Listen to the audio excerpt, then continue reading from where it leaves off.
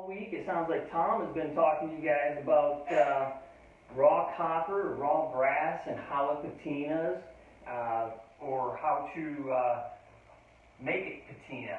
So he's had some different mixtures that he's made up. I think this one was yogurt, 50% yogurt, 50% salt. This particular one, I believe he had some Miracle Grow in there that gave it a little bit of a strange looking patina. And then this was just plain yogurt. So today we're just going to talk about how to actually bring it back to life, how to get that oxidation off it. So you'll see here, that's half and half.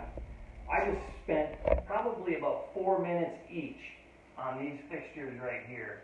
I used Brasso on this particular one right here. 4 minutes, just rubbing it down, washed it off with a little bit of water after I was done. And this one here, I used a little bit of Tarnex.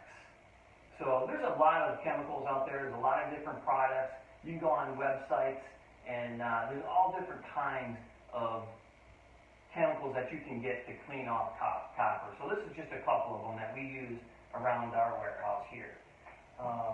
The main thing, if you want to keep the shiny copper look, is when it's brand new, clean it off again. Just make sure, because you can already see fingerprints on the stems here. Clean those off, get it brand new, and then just use some clear coat on it. So if you clear coat this, they'll look like this for quite a long time. Then you just maybe have to take care of them and maintain them. You know, add clear coat to it once or twice a year after that, just to keep it like this.